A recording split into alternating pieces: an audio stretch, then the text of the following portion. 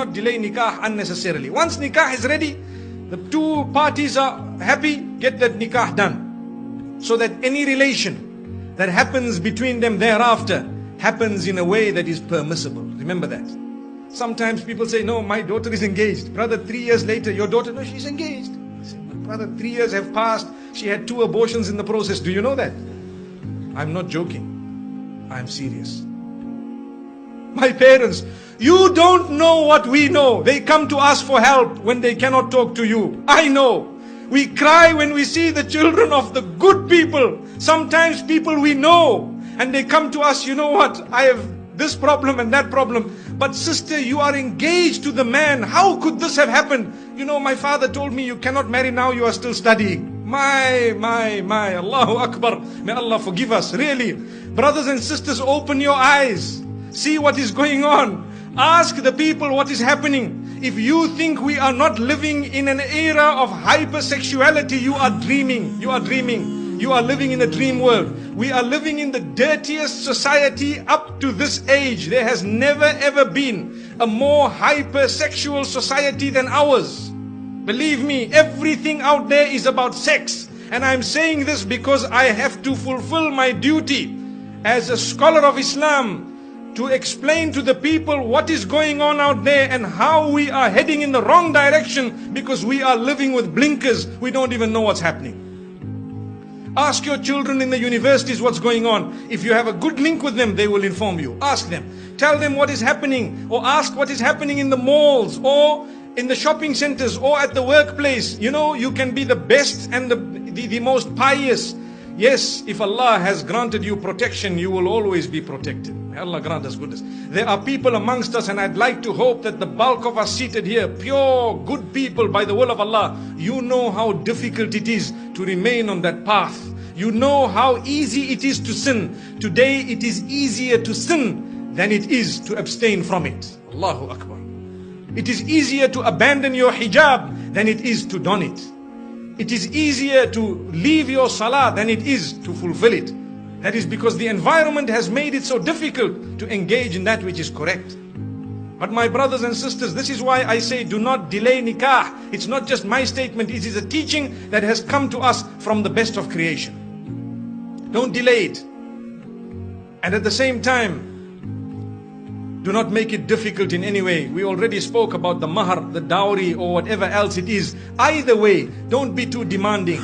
And do not become a person who really makes it tough on their sons and daughters to get married. Because in that particular case, we will be held accountable in the eyes of Allah subhanahu wa ta'ala. Why is it that you as a parent did this to your own daughter? You doomed her, you punished her. And this is what you did to your son. You made him, you really made him leave the deen in totality. It brings me to one example, living example, where there was a young boy whose father was being so tough with him that, listen to this, he wanted to marry someone who was ready to revert. So his father told him, no, not over my dead body. What am I going to tell my friends and society, my brothers and my sisters, my this, my that? Brother, izzah is from Allah. Your status is from Allah. If you had embraced this, it was going to be much better.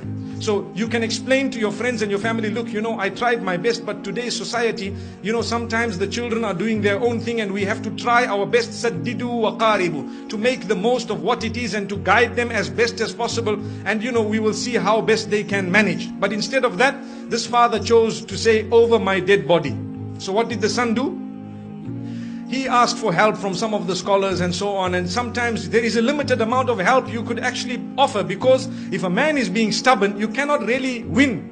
So after some time, he converted and left the fold of Islam and gone. Why? Because to him, the child was lost, and the father is still proud of his action. I don't mind if he became a non-Muslim, but at least nothing happened against my will. And he told his family members, you know, your children, if they want to do the same thing, you should also engage in this type of thing. How? The woman was ready. So I had an opportunity to address this young boy. And when I spoke to him, he told me something that is really a question of the age. When I say question of the age, I mean sometimes the mind starts asking these questions. He said, you know, this woman is such a good woman that I married. She has so many good characters and conduct. She told me I'm ready to do anything. You know, I explained to her about the little I know about Islam and she was ready. And then what happened is, when my father and my parents said no, and everybody disagreed, and they, the mother, he says, my mother didn't really mind, but she has to follow what my father says. So after some time, they questioned me, her parents, to say, look, we were all okay for our daughter to, to enter the fold of Islam. Now, if she is not going to enter the fold of Islam, then why don't you enter our faith? So he said, yeah, it makes sense. You see? He said, yeah, it makes sense. If they refuse, I will not refuse. You people are not refusing. So he says that is what made him turn. Now look at this.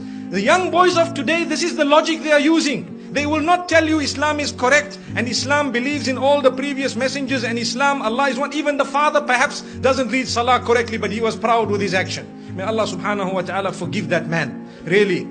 We tried very hard, but to be honest with you, it is only Allah who can bring people back. That's why I say it is foolish. Sometimes you might lose your child totally, rather you lose them 20%.